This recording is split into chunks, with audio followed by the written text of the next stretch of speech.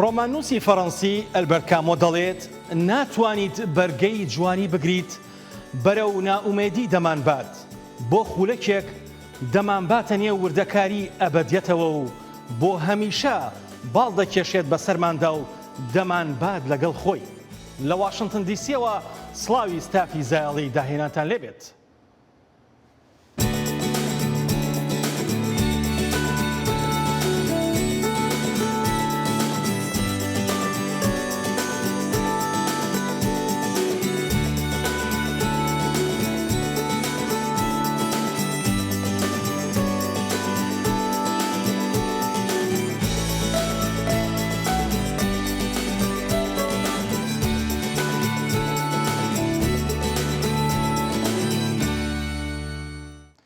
کۆڵدپلەی و خانمە-ئەکتەری ئێرانی گوڵشفتەی فەراهانی لە کۆنسێرتێکدا گۆرانیەکی بەنێوبانگی خۆپیشاندانە ناڕەزایەکانی ئێران دەڵێتەوە.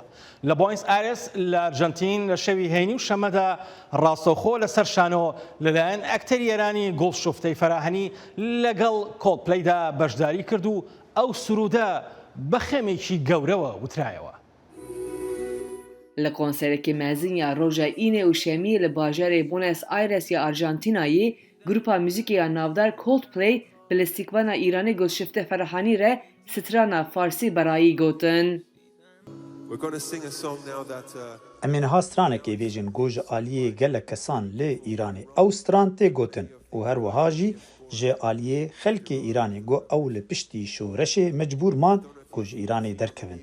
Nizanim gelo hûn di nûçeyan de dibînin yan na keçû jinên Îranê ji bo azadiya xwe bo mafên xwe li ber xwe didin. Armanca performans ev bû piştgiriya rewşa ku niha li Îranê derketiye holê bikin piştî mirina jîna Mehsa Amînî ya 22 salî di destê hêzin bi navê Polîsa Exlaqiya Îranê de li seranserê Îranê xwepeşandanan tê li darxistin. Grupa me got piştgiriya azadiyê dike, piştgiriya xwebûnê dike, em piştgiriya xwe, silav û hezkirina xwe ji keç û xortên wêrek re dişînin got li Îranê berxwe didin bo azadiyê û ew stran bi navê Baryayê ji aliyê Şervîn Hacîpûr ve hatiye çêkirin. Got serî wî bi desthilatdarên Îranê ve ketiye fikarê. Em niha wê stranê bi were par vedikin û niha bi lîstekvana Îranê Gulşifta Ferhanî re wê stranê bistrên.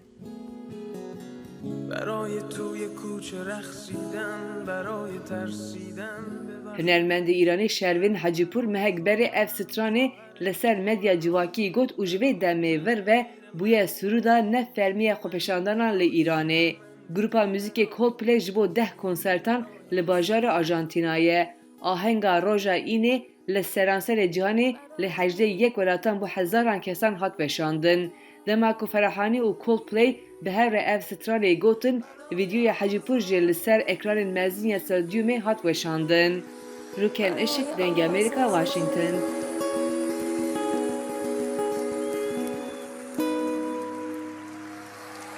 Para las mujeres, para la vida, para la libertad. Gracias. Thank you everybody. Gracias.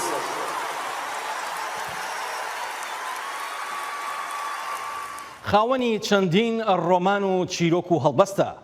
ڕۆمانەکەی دواشەوی داوەزینی عیسا وەرگێڕایە سەر زمانی ئەڵمانی و لە فرانکفۆرت پێشوازێکی جوانی لێکرا. ئێستاش شێرزاد حەسەن میوانی زایڵەی داهێنانە. کاک شێرزاد ئەم کاتت باش. ئەم کاتت باش ئاسۆی برام. زۆر سپاس دەکەم. هەڵبەت زۆر بیرت دەکەم. زمانێکەکەینە بینێکێنە خێڵەکی دەست پێ بکە. زۆر سپاس. کاک شێرزاد ئەم ناونیشانە دواشەوی دابەزینی عیسا ناونیشانی ڕۆمانەکەت بەرەو کوێ دەڕوات؟ بۆ ئەم ناونیشانەت هەڵبژارد؟ بڕوا دەکەم هەموو ئەیسا لەوەتەی کە لە خاست دەدرێ بەردەوام سەدەیەک و 200 300 ساڵی یەکەم تا دەگا بە 2000 هەمیشە هەر سەدەیەک تێپەڕیوە بەڵکو لەوەش کەمتر بەردەوام ئەو میلەتەی خۆی تا ئەیسا پەرستن بڕوان بەوە بە ئەیسا دێتەوە بە تایبەتی لەگەڵ تەنگژەی سیاسی و ئابووری و کۆمەڵایەتی زیاتر و زیاتر گەشەی سند کە بەردەوام بێزگەلەوە چەند ساڵێک جارێک یەکێک پیا دەبوو دەیانگوت عیسا دەیگوت عیسام و مەسلەی ئیسای ساختە تا دو لەحزەش کە گوایە ئیسا گەڕێتەوە بۆ ڕزگارکردنی قەومەکەی بەڵکو ئەوانیش بڕوان وایە بۆ هەموو دنیا دێتە خوارەوە کە پێی دەوترێت فریات ڕست یا ڕزگار کرد ئەو کەسە ئەو زاتانە خۆ دەزانی لە هەر سێ دینە ئاسمانیەکە لەگەڵ دینەکانی سەرزەمینی وەکو بودیزم وەکو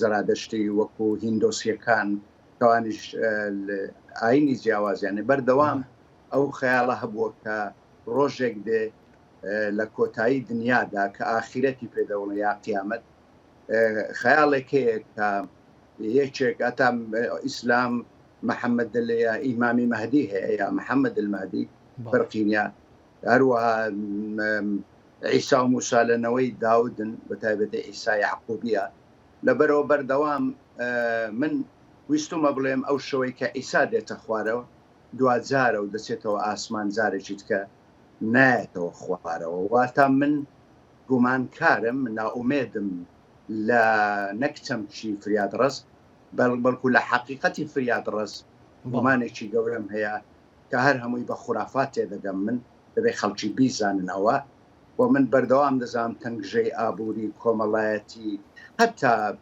هەتا ئەو دۆخانەی کە تووشمان دێ لە باری سروشتیەوە کە سروشت دەکەوینە تەنگژەباری لەگە سروشت هەر کاتێ شتێکە بێت تەنگژەباری بێ لە باری ڕۆحی ئینسانی بەردەوام مرۆڤ خەولی بەوە بینیوە ڕەنگە لە ئاسمانەوە یا لە سەرزەمین بەڵام ئەو سێ ئەو ئاینانە هەمووی بە سەرزەمینی کەسیانن دەتوانن بڵێم 4-5 سەرکیشمان هەیە بەردەوام لەو خولیایە بوو من گومانێکی گەورەم هەیە لە فریاد ڕست بەڵکو لە ئایدۆلۆژیاتی ئەرزش خۆ زانی کۆمۆنیزم بەڵێنیدا بەهشت دروستە لە سەرزەمین یا کۆمەلگایەکی بێت چینایەتی پڕ بێت لە عەدالەت بەڵام وەکو پۆڕیکۆر دەڵێ هەر کاتێک بە ناوی ئایدۆلۆژیایکی ئاسمانی بێ یا سەرزەمین وەختێک باز لە بەهشت دەکەین بزانە بەرەو ماڵوێرانی و خوێنباران و کارەساتی زۆر گەورە دەچین ئایا من هاوسۆزم لەگەڵ قسەی پۆڕیکۆر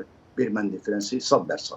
بەڵێ کاک شەرزاد ئەم ڕۆمانەی تۆ وەردەجێڕێتە سەر زمانێکی جیهانی هێندەی من ئاگادار بم دەستگای چاپ و بڵاوکردنەوەکە داوای ڕۆمانەکانی دیکەشت دەکەن هەڵبەت لە وەرجێڕانی ڕاوێژ سەلیم و خانمێکی وەرجێڕە وتا بەڵێ بێگومانە ئەوان حەز دەکەنەوە کۆنتراکتە بکەین خەونەوەی کەم جاریشە لە هەموو نەمسا دقەچی ئەدەبی کوردی بڵاو بێتەوە بە زبانی ئەڵمانی خۆ دەزانی لە حوت وڵاتی تکاوەندەی من بزانم زبان ینی زبانی قسەکردنیان ئەڵمانیە بەڵام ئەگەر ڕاستگۆ بم لەگەڵ تۆ دەوەستێتە سەر ئەوەی بای چەند فرۆشی دەبێ بای چەند خەڵک ڕووی تێدەکا بای چەند ڕەخنەگران و ئەوانەی ئەدەب ناسن بە تایبەتی ئەڵمانیەکان چەندە باسی دەکەن چەندە ستایشی دەکەن ئەژینا ناتوانم بڵێم خەون بەوە دەبینم کە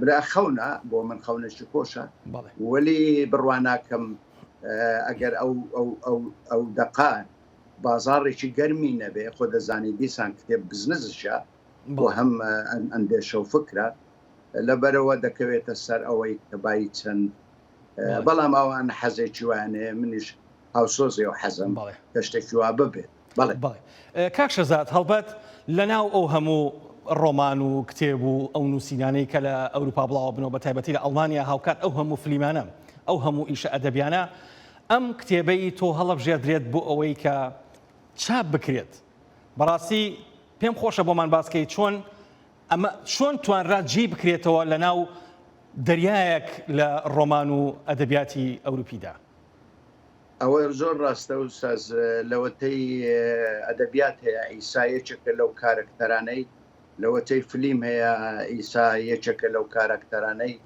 لەوەتەی نیگارکێشان و هونەرەکان و ئەدەب بە بێشومار بە هەزاران ڕنگ و شێواز ئیش لەسەر ئیسا کراوە خۆ دەزانەی بڕوا دەکەمەوەی بۆ من گرنگە ئەوان وەکو دەستگای چاپەمەنی خوێنەوارن بە تایبەتی پاوڵ کە لەگەڵ خانمەکەی ئاوڕا بڕوایان وایە ئەمە دەقەچی زۆر تازەیە و لە ئەدەبیاتی غەربی بەم شێوە باسی ئیسا نەکراوە و ئەوان زۆر تاکی دەکەن دەڵێن ئیسا چیترە و ئیسای مێژوونیە تۆ ئیسایەکی کە تێناوە قسەکەچیان ڕاستە قسەکەیان لەوەدا ڕاستە کە من ئیسام کردەوە بە دەمامک ئەو چۆن لە خاص دراوە من بە خۆشم هاتووم بیرم کردەوە کوردیش بە درێژایی زەمن بە تایبەتی لە گەلاوێژی 1923 لە دوای زەنجیزیانی یەکەم بە خەڵک و خاکەوە لە خاچە درێت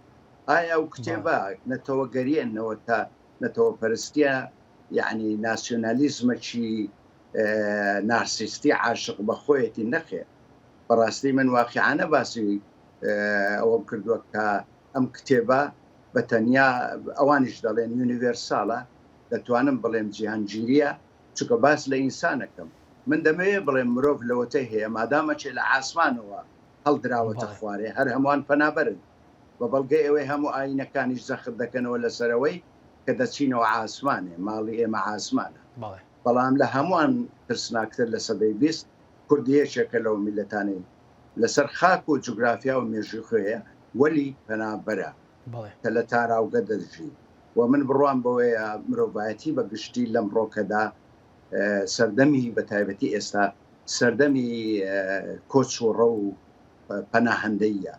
کاک شێرزاد زۆر سپاس بۆ کاتی پێت بەخشین ئەگەر تا بەیانیش قسە بکەین بەڕاستی تێر نابین لە قسەکردن و گفتوگۆ لەگەڵ ئێوەدا هەر بژین. زۆر سپاس هەواڵی زۆر سپاس هەر بژین. نوێترین هەواڵ و زانیاری خێرایی و متمانە لە فەیسبووکی دەنگی ئەمریکا.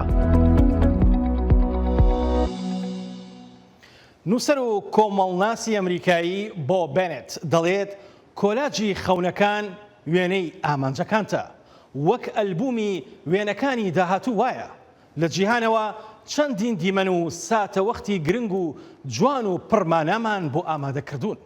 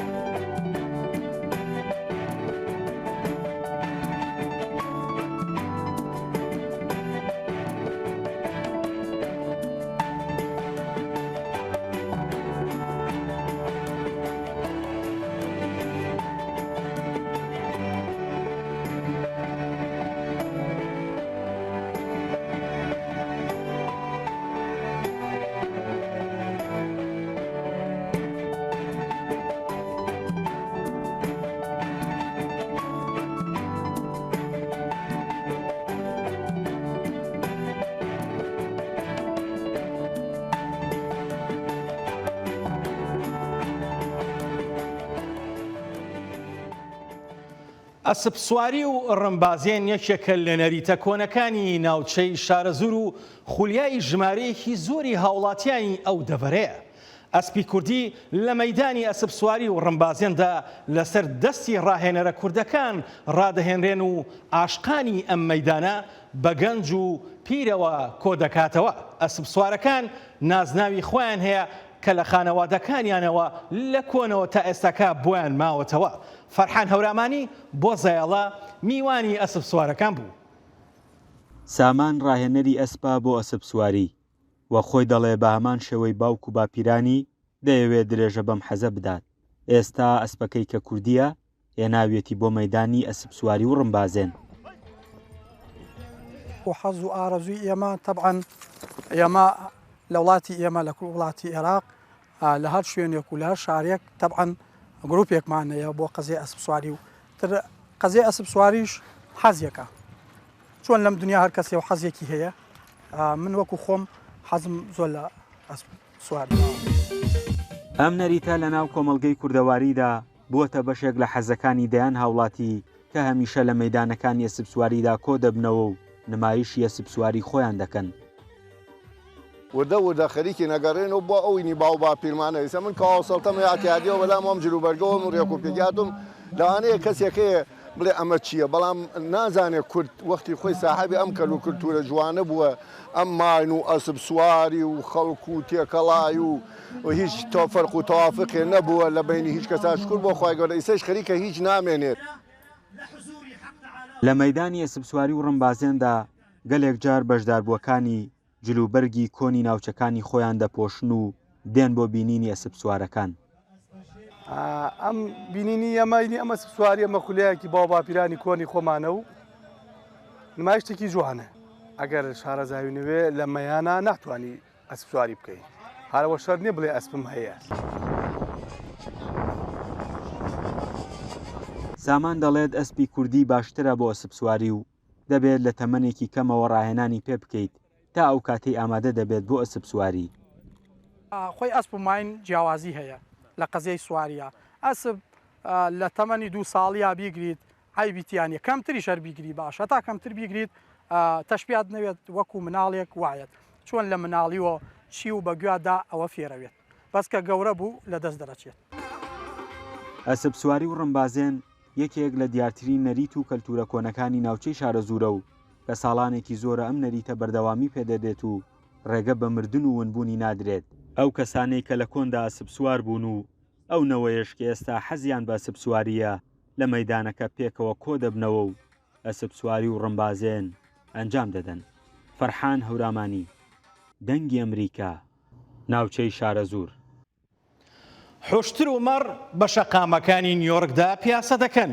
لە نیویۆرک کاردیناڵ دۆڵان ئاژەڵە ماڵیەکان پیرۆز دەکات وەک نەریتێکی کریستیانەکان بەڵام بە ئامادەبوونی هەوادارێکی زۆری ئەم سروتە نەریتیە و ئەم سروتە ئاینیە ئاهەنگی پیرۆزکردنەکە سازکرا. کاردینال دۆڵان لە هۆڵا رادیۆ سیتی میوزیک جەژنا کریسمەسێ و ئاژەڵ پیرۆزکردن. ئاژەڵ جی دە جەژنا تایبەت و بالکێش یا دیمەنین زیندی یەن کریسمەسێدا بەشدار بوون و ji پیرۆزباهیên قەشەی بێبەهر نەمان.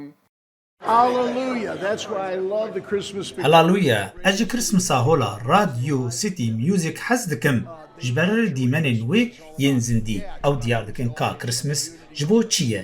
Durist e pêwendî bi kêfxweşiyê, yekgirtinê, malbat, cejin, xwarin û vexwarinê, kirîn û dana xelatan heye. Ê dibe em vegerin ser bi nemayan her wisa jî roja ji dayikbûna Xweda û rizgardarê me Îsa ye. û hula Radio City Music vê ji bîr nake û nahêle em jî ji bîr bikin. بەشای مەزنیە نیویۆرکێ تیمۆتی دۆڵان بەرەکەت خستە سەر هێشتر کاڤڕ و کەرەکێ و divê pêşandana zindî de derketin û pîrozkirina ji dayîkbûna Îsa Mesîh ku hin beşên vê nimayişê yên destpêka wê li sala 1930 bûn. Hebûna ajalan li vêrê hemî gava balkêş bûye ji ber ku hemî gava biramaneweyekê ye ku em ê tevlî nimayişkirinê bibin û em gelek hez ji ajala dikein rastî îro gelek xweş bû digel wan. Nimayişa îsal ku bi navê Krîsmesa balkêş e wê hejmarek ahengên nû bo grûpên semayê yên bi cilûbergên periyên bibask yên daristanê hatine xemilandin lê bidin û hindek ji wan wê wek dronên perî li serserê temaşevanan bên û biçin û semayê bikin. Her sal me tiştekê nû heye. Îsal me semaya periyên daristanê heye ku ezmûnek berbiçav e. Hin endam hene ku hatîne veguhastin bû periyên bibasik û xeyalî û semayê dikin û te dibin di nav ezmûna befr û baran û sihrî di her werzekî de. Me dronên periya hene ku li bilindahiya temaşevanan difirin û ev ê ezmûnê dike xeyalî û ez bêjim her kes wê hez jê bike. Nimayîş û ahenga Krîsmesa balkêş ya sala 2022 li hola Radio City Music bi beşdariya grûpa semayê wê hejdey vê mehê dest pê bike. Hêlîn Sindî, Dengê Amerîka. ئەو هونەرمەندەی بۆ نمایشی کارەکانی لە پیشانگایەکی شێوەکاریدا کۆی کارەکانی لە ئەوروپاوە بە زەحمەتێکی زۆرەوە دەگەێنێتە شاری سلێمانی. سەرەتای کارکردنی دەگەڕێتەوە بۆ دەیەکانی ڕابردوو لە شاری سلێمانی، دابڕانی لە نیشتیمان و مانەوەی لە تاراوگا چیمەنی دادەبڕێت لە کاری هونەری. بەڵام ڕۆحی هونەردۆستی و خۆشەویستی بۆ هونەر جارێکی دیکە دەیگەڕێنێتەوە سەر کارەکانی. فەرهەنگ و کولتوری کوردەواری باڵی کێشاوە بەسەر کارەکانیدا. سنوورکەریم بۆ زایاڵە دیمەنەکانی چیرۆک نەجات چیمەنیمان بۆ دەگەڕێتەوە.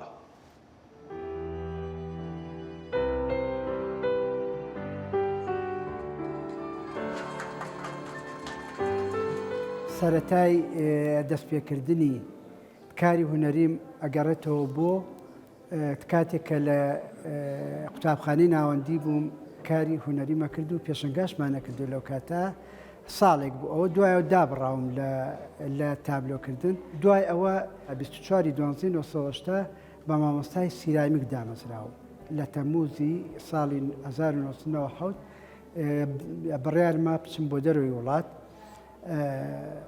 لەوێ بێگومان سەرقاڵ بووم بە بژێوی ژیانی خۆمەوە، نەمتوانی کاری هونەری بکەم ئەتاکو ساڵی 2010 هەستام تابلۆیەکەم نەخشان، تابلۆکەم نەخشان ئەسەیرم کرد ئەتوانم باشەکە من توانام هەبێ بۆچی کاری هونەری نەکەم.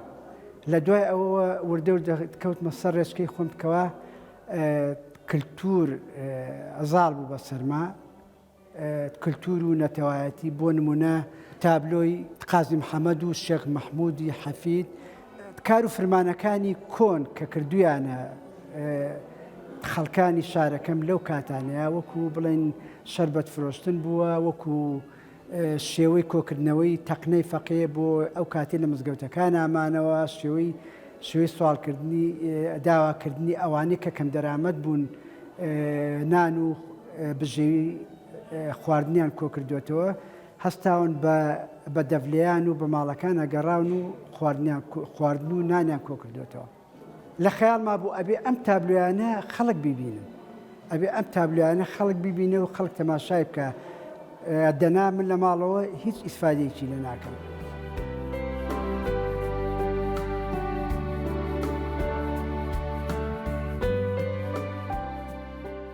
بیرم کردو تابلۆکانم بگەێنمەوە کوردستان، بەتەما بووم هەمووی لە سنووقی تەختەیە بنێرمەوە، بەڵام بیرم کردو ئەوەش کارێکی گرانە بێ. لەبەرەوە بیرم کردو هەڵمۆشان و بە هەڵوەشاوی و بە لولکردن کردم بە ڕۆڵە و گەیانمەوە بە واستەی پۆستەوە لەسەر مەسرەفی خۆم. کردنەوەی پێشەنگاکەش بەبێ سپۆنسەر بێگومان سپۆنسەرم نەبوو.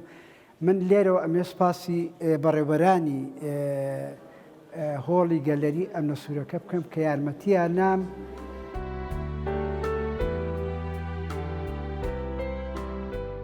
بەردەوامی چالاکی هونەریەکان لە پایتەختی ڕۆشنبیری و لە هەرێمی کوردستان گرنگی خۆی هەیە. جۆرێکە لە ژیانەوەی کارە هونەرەکان، جۆرێکە لە ڕیفرێشکردنەوەی دڵ و دەرونی زۆربەی خەڵکی هەرێمی کوردستان کە بە تایبەتی ئێستا لە هەرێمی کوردستان کۆمەڵی قەیرانی سیاسی و کۆمەڵایەتی و ئابووری هەیە. لە ڕاستیدا ئەم پێشانگایە ئاسێکی جوانە بینیمتیا لە تابلۆکانە بە تایبەتی ئەوانی کەوە سروشتن کە وردەکاری هیچ جوانی تایە، ئەنی نزیکی خسۆتە لە واقعێکی زۆر جوان. ڕسمەکان هەموو بەگشتی نەختێ واقعین. دوای ئەوەی کە زۆر سەرنجی ڕاکێشام وەکو زۆر پێشانگای تر چوارچێوە نەبینی لە ناو ڕسمەکانە. تەکمیلی چوارچێوەکان هەر بە لەوحەکە کرابوو، ئەڵبەتە ئیمتیدادی لەوحەکە بۆ قەراغی چوارچێوەکان و بۆ ناوە شەکەی تەواو کردووە.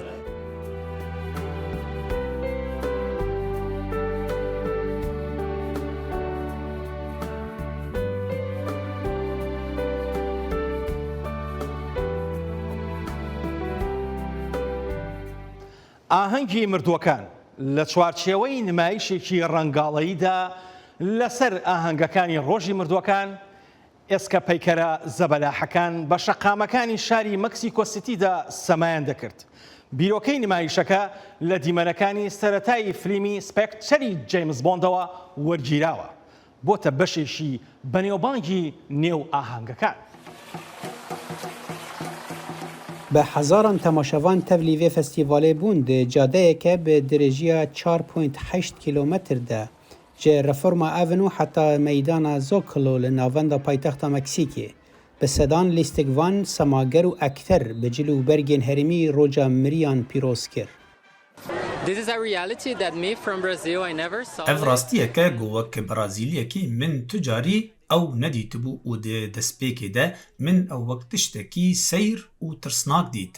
Lê pişt re tu dibîne çawa xelk pir dilgerm û bihev re ne û ev dihêle got ew tiştekî hecêb, xweş û bê tirs be. پیروزباهین روجا مریان به کفنشوپی پیکتین و مالبات دناورا یک و دوی مجداری ده لسر گورین حسکرین خوی مری کم دبنو به موزیک و خوارن صحبت بوان را دکن. از حس دکم که رزل تاته گردن برگرن که کتورین خواه کس و کارن خواه مری ببیر بینی. گاوا توان ببیر بینی او تبه وادا که او هنساخن و ایدینه مرینه. اف فستیوال ده هیله کو اف کفنشوپی به هر کسر کولانانو و به هزاران گشتیارین سراسری جیهان را پارو بکه اوین کو دخوازن جعالی کی دم ول مرنه بنیرن. او پر بالکشه و ام دکارن هست و حسکرنا مروین لاتینی بکن کیف آمد پر جراحات و من جروی خواه بویاق کر جبرگو از دخوازم بوی رنگی اوینا گلین لاتینی بجی بینم. کاربدستین باجار مکسیکو پیش بینی کرد که 1 میلیون کس لسریین سرکین باجر رز بگرن دا کو تفلی پیروزباهی شمیه ببن. مکسیک دمک درج لهمبر مرن خودی هلوستک جواکیا جدایه او جه دورین دنین جیهان بهتر مرن دپجرینه. صالح دمیجر دنگ امریکا. خانمە گۆرانی بێژ و هەڵبەسوانی بەریتانی ئەیمی واینهاوس دەڵێت ژیان کورتە. هەموو شتێک شیانی ڕوودانی هەیە و زۆر کات هەر ڕوودەدەن.